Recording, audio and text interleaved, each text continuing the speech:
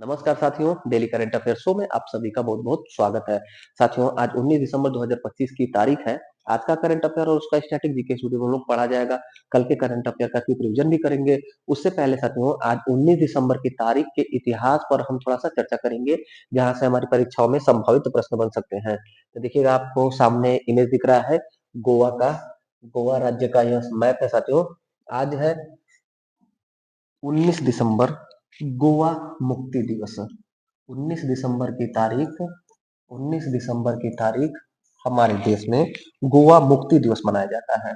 आज है गोवा मुक्ति दिवस। तो हम लोग गोवा के इतिहास राजनीति पर बात करेंगे। गोवा मुक्ति दिवस 19 दिसंबर को हर साल मनाया जाता है। क्यों मनाया जाता है?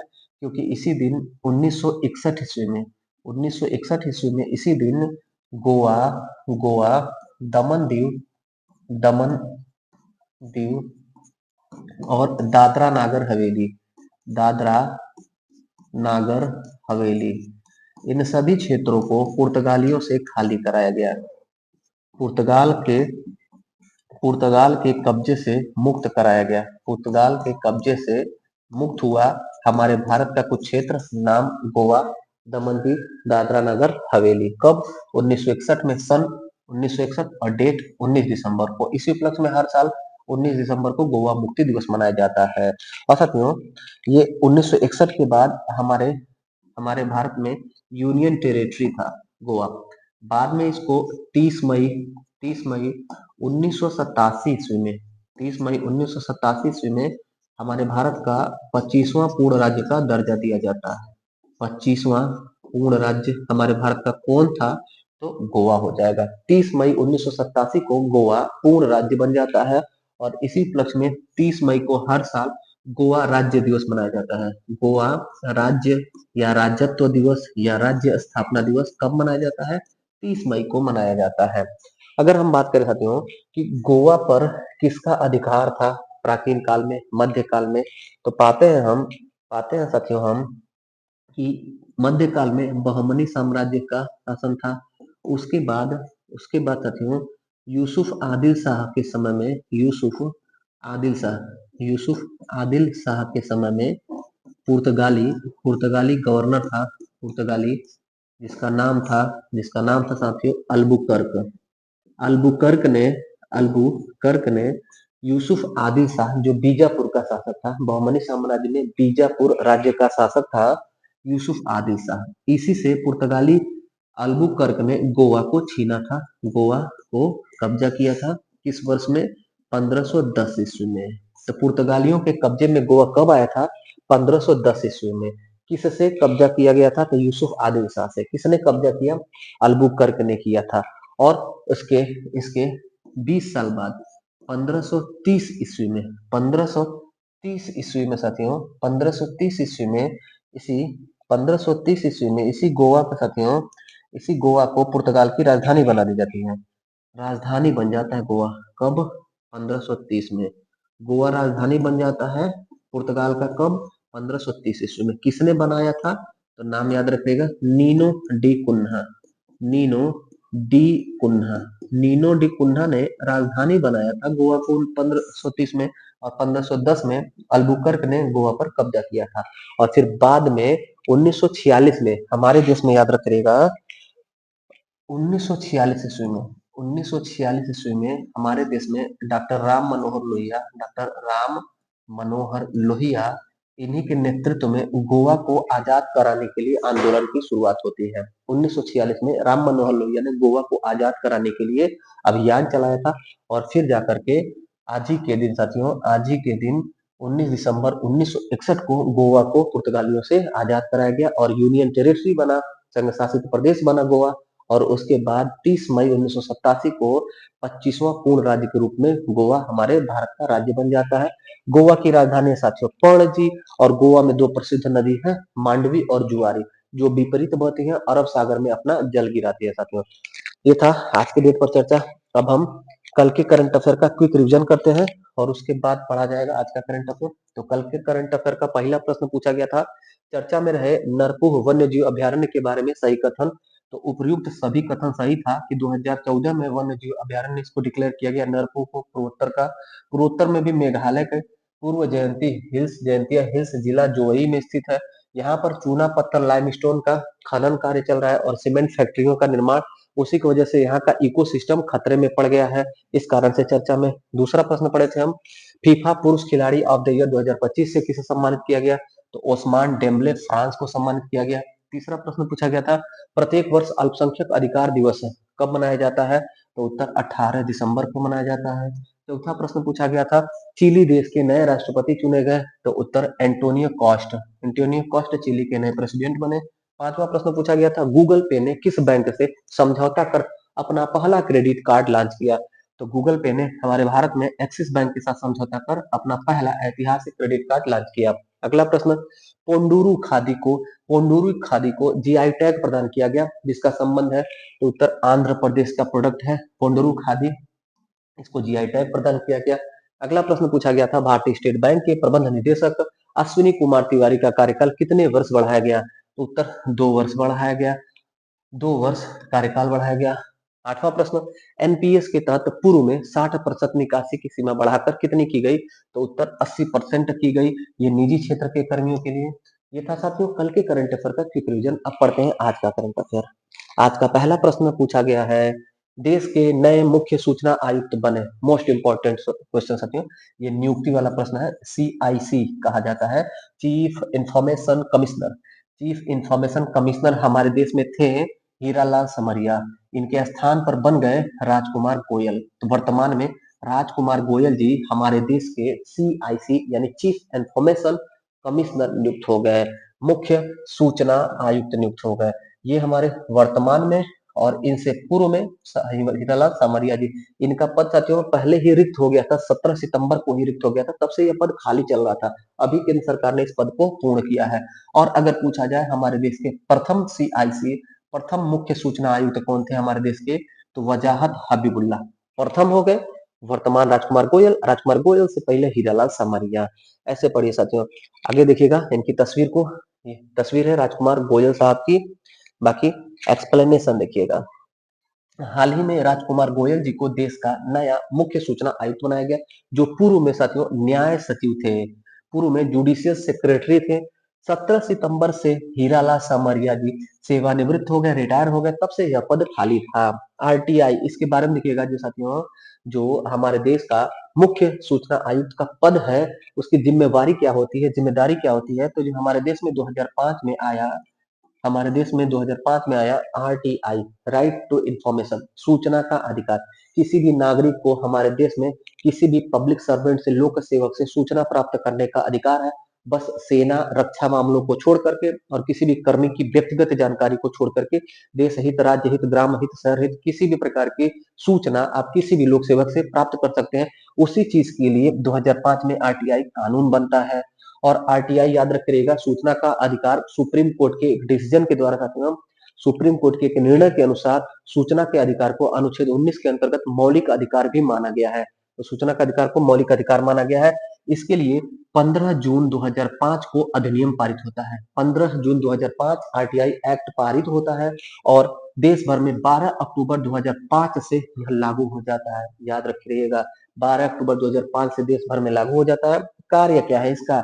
तो हमारे देश में पारदर्शिता, जवाबदेही बढ़ाना और भ्रष्टाचार को कम करना, ट्रांसपेरेंसी लाना और जवाबदेह बनाना कर्मियों को, लोक सेवकों को, और करप्शन को कम करने के लिए आरटीआई की शुरुआत हुई थी। कोई भी जानकारी आपको अगर चाहिए किसी भी लोक सेवक से, तो आप उचित शुल्क दे करके 30 दिन के भीतर किसी भी प्रकार की सूचना, व्यक्तिगत जानकारी और रक्षा सामग्री से छोड़ करके प्रदान कर सकते हैं, आपको प्राप्त हो सकता है। अगला, कि जन्म और मृत्यु, जीवन और मरण से संबंधित अगर कोई सूचना है तो वो उसमें इमरजेंसी है कि 2 दिन यानी 48 घंटे के भीतर आपको मिल जाएगा। सामान्य जानकारी 1 महीने के भीतर लोक सेवक आपको देंगे, और अगर जन्म मरण से संबंधित अगर जानकारी है तो 48 घंटे के भीतर आपको प्राप्त हो जाएगा। यह है आरटीआई की बेसिक जानकारी। अगला प्रश्न देखिएगा, फिल्म फेयर ओटीटी अवार्ड 2025 के बारे में कौन सा कथन सत्य है? तो ऑप्शन क्या क्या दिया गया है? बेस्ट सीरीज ब्लैक वारंट को मिला, सही है। Best director series Vikramaditya best director series श्रेणी में विक्रमादित्य को, सत्यांशु को और अजय अर्केश को मिला, ये भी सही है। बेस्ट सीरीज क्रिटिक्स क्षेत्र में पाताल लोक सीजन था 2, इसको मिला, ये तीनों सही है, अर्थात उपर्युक्त सभी कथन सही है। तो यह सूचना मात्र के लिए प्रश्न बना है, याद रखेंगे आप कि फिल्म फेयर ओटीटी अवार्ड 2025 के बारे में क्या क्या सही है। तो best series black black warrant को मिला, best best director series Vikramaditya, Satyanshu और अजय वर्गीस, तीन लोगों को मिला। बेस्ट सीरीज क्रिटिक्स क्षेत्र में पाताल लोक सीजन 2 को मिला। थोड़ा सा डिटेल और देखिएगा साथियों, ये छठे क्रम का फिल्म फेयर ओटीटी 15 दिसंबर ओटीटी अवार्ड 15 दिसंबर 2025 को मुंबई में प्रदान किया गया। Best series Black Warrant, best director Vikramaditya, Satyanshu और Ajay Arkesh, best series critics क्षेत्र में पाताल लोक सीजन 2 को, बेस्ट एक्टर जयदीप अहलावत को, बेस्ट एक्ट्रेस मोनिका पवार को। इतनी बात ध्यान रख रखिएगा। आगे बढ़ते हैं। आईपीएल के इतिहास में सबसे महंगे अनकैप्ड खिलाड़ी बने। आईपीएल की ऑक्शन चल रही है, आईपीएल 2026 जो अगले साल से होगा उसके 3 साल के लिए ऑक्शन चल रहा है, नीलामी चल रहा है खिलाड़ियों का, प्लेयर्स का। तो उसमें साथियों अभी तक के इतिहास में अनकैप्ड खिलाड़ी जो सबसे महंगे बिके हैं वो है प्रशांत वीर, हमारे उत्तर प्रदेश के खिलाड़ी साथियों, उत्तर प्रदेश के रहने वाले प्रशांत वीर, ये तस्वीर है इनकी, प्रशांत वीर, इनको खरीदा गया है कितने धनराशि में, देखिएगा। उत्तर प्रदेश के निवासी प्रशांत वीर को आईपीएल नीलामी में Chennai super king CSK team ने खरीदा है 14 करोड़ 20 लाख रुपए में। 14 करोड़ 20 लाख रुपए में सबसे महंगे अनकैप्ड खिलाड़ी हैं। अगर सबसे महंगा पूछा जाएगा तो आपको याद होगा ऋषभ पंत 27 करोड़ में बिके थे लखनऊ पिछले वर्ष, लेकिन ये अनकैप्ड मतलब ये परमानेंट खिलाड़ी नहीं है, इंडिया टीम के खिलाड़ी नहीं है, इंडिया ए बी टीम के खिलाड़ी नहीं है साथियों। अनकैप्ड का मतलब ये होता है जब वो भारतीय टीम में खेल लेते हैं एक बार, भले ही वर्तमान में खेल रहे हो चाहे न खेल रहे हो, एक दिन भी अगर मैच हमारे भारतीय टीम में खेल लेंगे तो उनको कैप मिल जाता है, तो उनको कैप वाला खिलाड़ी कहते हैं। जो हमारी भारतीय टीम में कभी नहीं खेला है उसको अनकैप्ड खिलाड़ी कहा जाता है। तो अनकैप्ड खिलाड़ी सबसे महंगे बिके हैं उत्तर प्रदेश के प्रशांत वीर। पूर्व में 2022 में बिके थे आवेश खान 10 करोड़ रुपए में, और लखनऊ सुपर जायंट टीम ने इनको खरीदा था। आईपीएल 2026 का ऑक्शन हो रहा है, इसमें कैमरून ग्रीन, वर्तमान में Cameron Green Kolkata night Riders से 25 करोड़ 20 लाख रुपए में बिके हैं। सबसे महंगे 2026 के Cameron Green, Kolkata night Riders और धनराशि 25 करोड़ 20 लाख। लेकिन आईपीएल के इतिहास में सबसे महंगे खिलाड़ी ऋषभ पंत 27 करोड़ रुपए में लखनऊ सुपर जायंट ने इनको खरीदा था, बहुत सस्ते में। अगला प्रश्न है, भारत ने किस देश के साथ स्कॉर्पियन श्रेणी के पनडुब्बियों के रख रखाव के लिए समझौता किया? तो उत्तर होगा हमारे साथियों, यह त्रिपक्षीय समझौता हुआ है अभी हाल ही में ब्राजील और हमारे नौसेना के मध्य एक स्कॉर्पियन श्रेणी के पनडुब्बियों के रख रखाव के लिए समझौता हुआ है। पांचवा प्रश्न है, भारत की पहली वन्य जीव सुरक्षित सड़क शुरू हुई है। उत्तर होगा मध्य प्रदेश में। हमारे देश में एक अद्भुत प्रकार का सड़क निर्माण हुआ है वन्य जीवों के संरक्षण के लिए। तस्वीर सामने आपको दिख रही है, रेड रेड पट्टी है ये साथियों, ऐसा पहली बार हमारे भारत के मध्य प्रदेश में शुरुआत हुआ है। डिटेल देखिएगा फिर इसके बारे में हम बात करते हैं। National highway authority of India ने मध्य प्रदेश में नेशनल हाईवे 45 के एक हिस्से में भारत की पहली वन्य जीव सुरक्षित सड़क की शुरुआत की, वन्य जीव सुरक्षित सड़क की शुरुआत की, जिसकी लंबाई 11.96 किलोमीटर रहेगी। ये साथियों यह नौरा देवी वन जीव अभयारण्य और रानी दुर्गावती टाइगर रिजर्व के मध्य में है सड़क। साथियों आपको जो दिखाई दे रहा है लाल कलर का, ये थोड़ा सा 3D फॉर्म में है, थोड़ा सा उभरा हुआ है। आप इस पर गाड़ी लेकर के जैसे ही जाएंगे, अपना गाड़ी, कार, बाइक, तो आपको ऑटोमेटिक स्पीड कम करनी पड़ेगी। ये एक ब्रेकर नहीं है, ये ब्रेकर का पूरा जाल है। 11.96 किलोमीटर का, तो आप चाह कर भी तेज गाड़ी नहीं चला सकते हैं। होता क्या था, यहाँ पर जंगली जानवरों की डेंसिटी ज्यादा है और वो सड़क पार करते हैं तो उनका दुर्घटना हो जाता था अक्सर यहाँ पर। तो इसी चीज के लिए शुरू किया गया है कि आप अपनी गाड़ी यहाँ पर लेके जाए तो आपको ये रेड पॉइंट देख करके पता चल जाए कि यहाँ से कभी भी जंगली जानवर गुजर सकते हैं, इस चीज के लिए। और इसके अलावा ये जो बना है इसको पूरा बाउंड्री किया गया है इधर से, और इसके नीचे से भी जगह बनाया गया है, कई जगह अंडरग्राउंड पास भी बनाया गया है, वहां से जंगली जानवर रोड के नीचे से निकल करके जा सकते हैं। ये पूरा मतलब जानवरों का डेंस एरिया है और ये इस प्रकार का हमारे भारत का पहला वन्य जीव सुरक्षित सड़क बन गया है, याद रखिएगा। आगे बढ़ जाते हैं, आगे हम बढ़ते हैं। छठा प्रश्न हमारा है, राष्ट्रीय व्यंजनों के लिए यूनेस्को मान्यता पाने वाला पहला देश बना? उत्तर होगा इटली। इटली को यूनेस्को का एक मान्यता मिला है विशेष प्रकार का, और ऐसा पहली बार हुआ है। इटली का जो भोजन है राष्ट्रीय व्यंजन है, जिसमें है साथियों पिज्जा, और यह भी विशेष प्रकार का एक चाउमीन टाइप का है। आप पिज्जा को जरूर याद रखिएगा, पिज्जा या फिर नेशनल वहां का व्यंजन। किस देश का राष्ट्रीय व्यंजन को यूनेस्को मान्यता मिला है? तो इटली के व्यंजन को, इटली के व्यंजन को। ऐसा पहली बार हुआ है साथियों। पिज्जा आदि को यूनेस्को का मान्यता मिला है इटली देश में। तो इटली का स्ट्रेटेजी के, इटली की राजधानी है रोम, और रोम साथियों टाइबर नदी के किनारे स्थित है। रोम किस नदी के किनारे स्थित है? टाइबर नदी के किनारे स्थित है। और इटली के प्रधानमंत्री हैं जॉर्जिया मेलोनी, जॉर्जिया मेलोनी। और इटली की मुद्रा है यूरो, इटली की मुद्रा यूरो। अगला प्रश्न है, ICC player of the month November 2025 किसे चुना गया? और पुरुष वर्ग में पूछा गया है, क्योंकि आईसीसी द्वारा प्लेयर ऑफ द मंथ हर महीने में होता है और पुरुष और महिला अलग अलग होता है। तो ICC player of the month November 2025 पुरुष वर्ग में मिला है, पुरुष वर्ग में मिला है साथियों साइमन हार्मर को। साइमन हार्मर दक्षिण अफ्रीकी खिलाड़ी है, दक्षिण अफ्रीका के खिलाड़ी हैं साइमन हार्मर। इनको ICC player of the month November 2025 पुरुष श्रेणी में प्रदान किया गया। वहीं पर अगर पूछा जाए कि महिला श्रेणी में, तो हमारे भारत की शेफाली वर्मा, महत्वपूर्ण नाम याद रखिएगा, शेफाली वर्मा हमारे भारतीय खिलाड़ी, भारतीय क्रिकेट खिलाड़ी। ICC player of the month November 2025 महिला श्रेणी में इनको प्रदान किया गया, और ICC player of the month November 2025 में पुरुष में साइमन हार्मर दक्षिण अफ्रीका के चुने गए। आठवां प्रश्न पूछा गया है, कोल इंडिया लिमिटेड का नया सीएमडी किसे बनाया गया? उत्तर होगा साथियों ए, बी साईराम। बी साईराम को अभी हाल ही में कोयला मंत्रालय के अंतर्गत कोल इंडिया लिमिटेड, जो महारत्न कंपनी है, सार्वजनिक क्षेत्र की कंपनी है, इसका सीएमडी बनाया गया। सीएमडी यानी कि चीफ मैनेजिंग डायरेक्टर, यानी कि मुख्य प्रबंध निदेशक बनाया गया बी साईराम को कोल इंडिया लिमिटेड का। डिटेल लिखिएगा, कोयला मंत्रालय के अंतर्गत कोल इंडिया लिमिटेड के सीएमडी बी साईराम बने। जो कोल इंडिया लिमिटेड कंपनी है वो सार्वजनिक क्षेत्र की कंपनी यानी सरकारी है, महारत्न का दर्जा इसको प्रदान है। 1975 में इसकी स्थापना हुई कोल इंडिया लिमिटेड की, हेडक्वार्टर कोलकाता में है। 2010 में इसको महारत्न कंपनी का दर्जा दिया गया। पब्लिक सेक्टर यूनिट यानी सरकारी, यानी पीएसयू की सबसे बड़ी जो कंपनी होती है उसको महारत्न का दर्जा दिया जाता है। अगला नौवां और अंतिम प्रश्न है, पीएम मोदी को दिसंबर 2025 में किस देश का सर्वोच्च नागरिक सम्मान प्रदान किया गया? दिसंबर 2025 में हमारे देश के प्रधानमंत्री मोदी जी को इथियोपिया देश का सर्वोच्च नागरिक सम्मान प्रदान किया गया। अभी हाल ही में इथियोपिया देश की राजधानी अदिस अबाबा में मोदी जी गए थे। वहां पर अदिस अबाबा में मोदी जी को इथियोपिया का सर्वोच्च सम्मान प्रदान किया गया। डिटेल लिखिएगा, 16 दिसंबर 2025 को इथियोपिया के प्रधानमंत्री नाम अबी अहमद अली, इन्होंने अपने देश का सर्वोच्च नागरिक सम्मान, जिसका नाम है द ग्रेट ऑनर निशान ऑफ इथियोपिया, प्रदान किया गया, सम्मानित किया गया। द ग्रेट ऑनर निशान ऑफ इथियोपिया इथियोपिया का सर्वोच्च नागरिक सम्मान है, इसी से मोदी जी को सम्मानित किया गया। मोदी साथियों, मोदी जी 28 सर्वोच्च सम्मान विदेशी देश का प्राप्त कर चुके हैं।